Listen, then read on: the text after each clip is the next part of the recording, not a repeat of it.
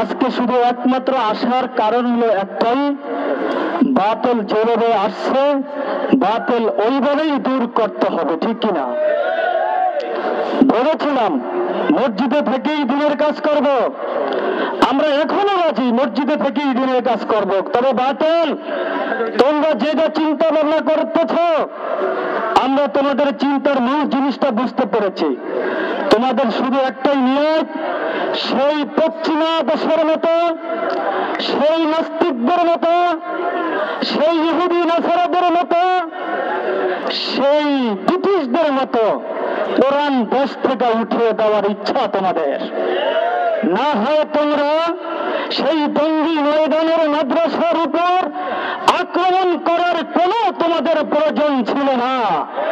তোমার যদি কোনো শত্রুতা থাকে তোমার মতো সাধারণ পাবলিকের সাথে থাকতে পারে, যাদের মধ্যে আল্লাহর কোরআন, যাদের মধ্যে নবীর হাদিস, যারা কোরআন নিয়ে 24 ঘন্টা খেলাধুলা করতেছে, এদের উপর আক্রমণ করার একটাই কারণ হলো সেই পশ্চিমাদের ইচ্ছা তোমাদের মধ্যে বিরাজ করতেছে। আমরা বুঝেছি আমাদের মধ্যে কোরআন আছে, আমাদের মধ্যে হাদিস আছে, ইলমের নূর আছে। আমরা কিন্তু বুঝেছি তোমাদের উদ্দেশ্য কি। আমরা তোমাদেরকে ছাড় দিব না, আমরা তোমাদেরকে ছাড় দিব না। তবে আমরা পেয়েছি আলহামদুলিল্লাহ, বর্তমান যে উপদেষ্টা মন্ত্রী আমাদের মধ্যে আছে, উপদেষ্টারাও কিন্তু বুঝেছে তোমরা কোরআন বিদ্বেষী, তোমরা হাদিস বিদ্বেষী, তোমাদের বিরুদ্ধে। কারণ তোমরা সেই দিন তারা শুধু কোরআনের সাথে বেয়াদবি করো নাই, সেদিন তোমরা উপদেষ্টাদের সাথেও বেয়াদবি করেছ। তারা বুঝতে পেরেছে তোমরা এই দেশ থেকে যারা লা ইলাহা ইল্লাল্লাহ বলবে তাদেরকে তোমরা দেশ থেকে বের করে দেবে। না হয়তো উপদেষ্টাদের সাথে কিন্তু তোমাদের এমন বেয়াদবি করার কথা ছিল না। এই জন্য আলেমদের সাথে বেয়াদবি করো না। আলেমরা তোমাদের বন্ধু, আলেমরা তোমাদের ভাই। সাদ সাহেব আলেম, হুজুর বলে গিয়েছে সাদ সাহেবকে আমরা সম্মান করি যতদিন পর্যন্ত সে আহলে হকের মধ্যে ছিল। আমাদের পীর সাহেব হুজুর চরমনাই আমাদেরকে তো বলেন, চরমনায় আসো বাবা যদি ভালো লাগে, যদি চরমনায় ভালো না লাগে আরেকজন ওলিয়ে কামেলদের কাছে যাও, তাদের থেকে কোরআন হাদিস নিয়ে শেখো।